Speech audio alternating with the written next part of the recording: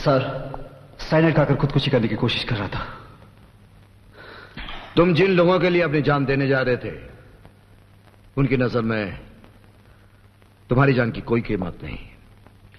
सरहद के उस पार वाले कादरी को बंदूक की तरह इस्तेमाल कर रहे हैं, और कादरी तुम जैसे नौजवानों को बंदूक की गोलियों की तरह। कानून से बचने का अब एक ही रास्ता है, सरकारी गवाह बन जाओ। तुम अपना वक्त बर्बाद कर रहे हो कैप्टन। मैं एक सच्चा सिपाही हूं। फर्ज के रास्ते पे अपनी जान तो लुटा सकता हूं, मगर अपने साथियों के साथ गद्दारी नहीं कर सकता। मैं तुम्हें सिर्फ 24 घंटे की मोहलत देता हूं, सिर्फ 24 घंटे।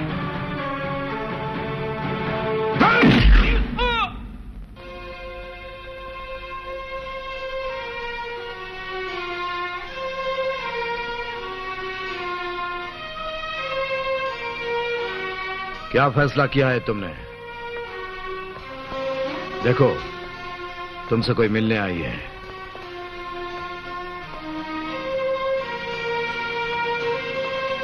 अम्मी? मुझे अम्मी कहने का हक तूने खो दिया है। मैंने तो सिर्फ 9 महीने तुझे अपनी कोख में रखकर जन्म दिया है, लेकिन जिस धरती माँ ने 21 साल तक तुझे अपने सीने से लगा कर रखा, अरे तू उसका नहीं हो सका, तो मेरे लिए तेरे दिल में क्या जगह हो सकती है? मैं तुझे कोई नसीहत नहीं देने आई हूं, बल्कि आखिरी बार अपने मरे हुए बेटे का चेहरा देखने आई हूं। मत कहिए ऐसा अम्मी। बिल्कुल ठीक कह रही है अम्मी। यह हमारे देश का सौभाग्य है कि इस देश की मां अपने बेटे को गद्दार के रूप में कभी बर्दाश्त नहीं कर सकती। तूने मां और इस मुल्क दोनों को शर्मिंदा किया है। एक बात याद रखना गुल, जिस बेटे को मां अपने दिल से उतार कर फेंक देती है ना, उसके लिए कोई जगह नहीं है, ना इस दुनिया में ना ऊपर की दुनिया में। अब भी कुछ नहीं बिगड़ा है, अब भी कुछ नहीं बिगड़ा है गुल। बेटे, इसमें तेरी भलाई है।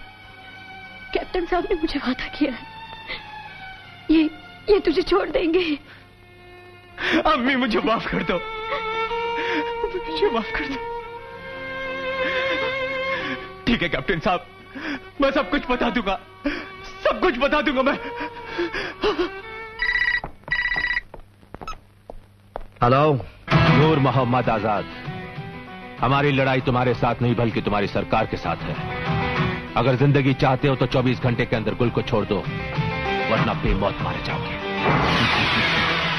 एक फौजी को धमकी दे रहे हो आजाद, वो भी इस पागल फौजी को। आजाद, मैं तुम्हारे साथ बहस करना नहीं चाहता।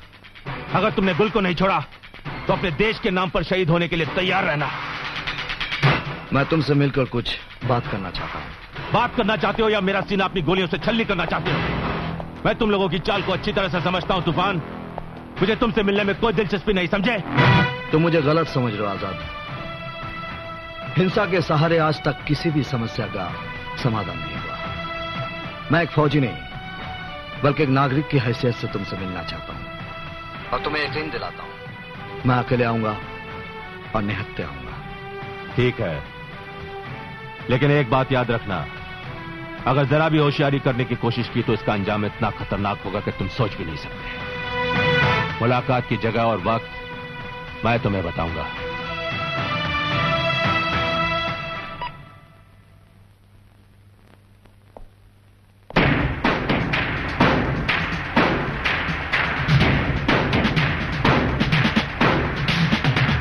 बोलो, क्या बात करना चाहते हो? मैं बताना चाहता हूं कि तुम भी इस देश के बेटे हो। जिस बाहरी ताकत के बल पर तुम ये लड़ाई लड़ रहे हो, वो तुम्हारा दोस्त नहीं, दुश्मन है। उन्हें तुम्हारी आजादी से कोई मतलब नहीं। उनका मकसद सिर्फ हमारे देश में दहशतगर्दी को जिंदा रखना है। तुम्हारे लिए यही बेहतर होगा कि तुम अपने साथियों के साथ हथियार डालो। मैं तुम्हें यकीन दिलाता हूं, तुम लोगों को कोई सजा नहीं होगी। तुम सब फिर से एक इज्जतदार शहरी की तरह जिंदगी गुजार सकोगे। लगता है तुम्हारी हुकूमत हमारी ताकत से घबरा गई है कैप्टन, इसीलिए तुम्हें अहिंसा का अवतार बनाकर यहां भेजा है, ताकि तुम नॉन वायलेंस की बात करके हमें हथियार डालने पर मजबूर कर सको। मगर यह नामुमकिन है कैप्टन। कोई भी इनकलाब अचानक नहीं आ जाता। जुल्म और बेइंसाफी जब अपनी इंतहा तक पहुंचती है तब जन्म लेती है बगावत की आंधी। तुम्हारी हुकूमत ने आज तक हमें दिया ही क्या है कैप्टन? आज भी हमारे घरों में अंधेरा है। 50 साल हो गए आजादी को मिले, लेकिन हमारी कौम के लोग आज भी गरीबी की लाइन से नीचे की जिंदगी गुजार रहे हैं। क्यों कैप्टन? इसके लिए तुम सरकार को पूरी तरह से जिम्मेदार नहीं ठहरा सकते। तरक्की और खुशहाली राशन की दुकान में मिलने वाली चीज नहीं है, जो राशन कार्ड के जरिए तुम लोगों को दी जाए।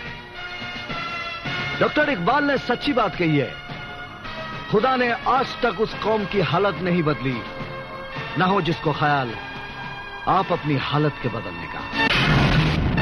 हमारे देश में शाही हुकूमत नहीं है, आजाद जनता की सरकार है।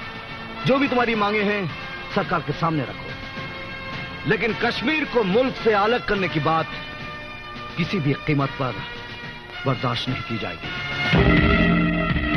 इस मसले का हल अब बातचीत से नहीं होगा कैप्टन, क्योंकि हम सर पे कफन बांधकर मैदान जंग में उतर चुके हैं। अब अगर हमारे बीच कोई फैसला होगा तो वो सिर्फ जंग से होगा। हमें हर कीमत पर आजादी चाहिए कैप्टन, हर कीमत पर आजादी चाहिए।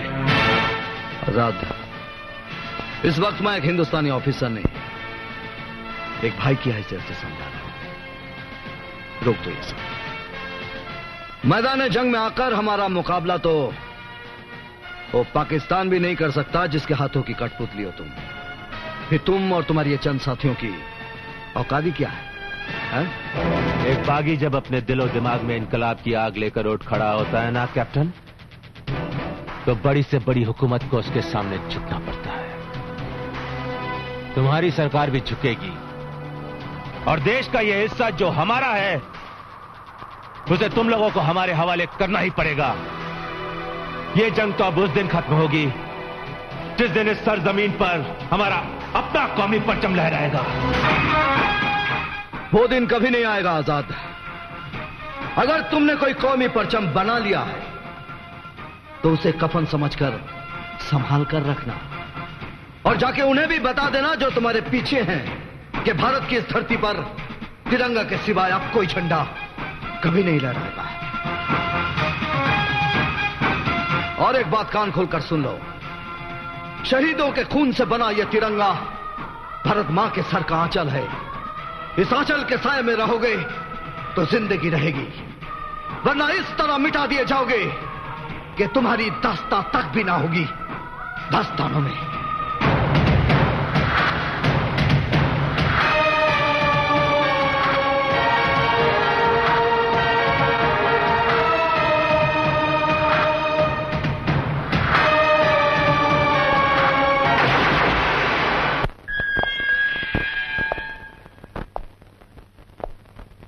जाओ, अपनी अम्मी को लेकर कहीं और चले जाओ और एक नई जिंदगी शुरू करो।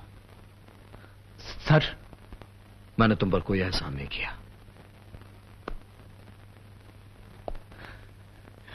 Thank you sir.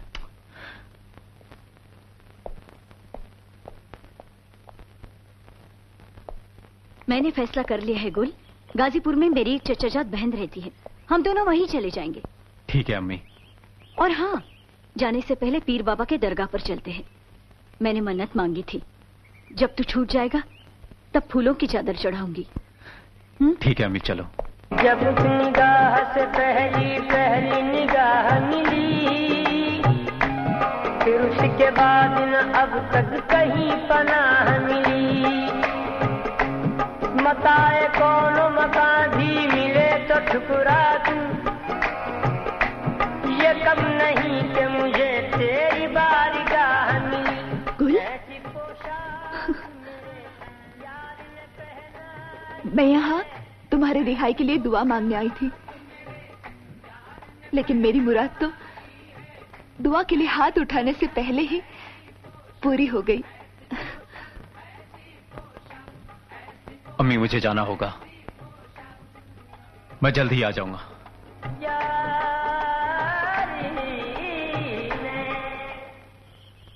आजाद को पूरा यकीन था कि तुम मर जाएगा, लेकिन अपनी जबान नहीं खोलेगा।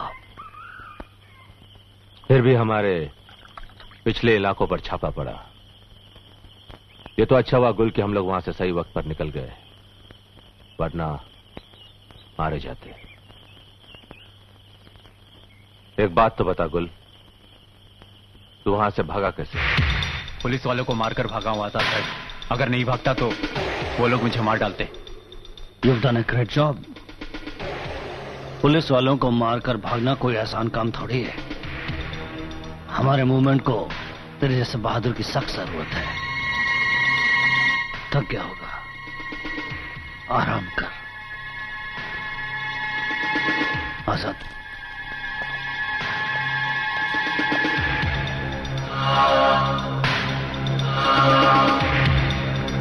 आजाद, ये गुल को कुछ इस पर निगाह रखने की जरूरत है।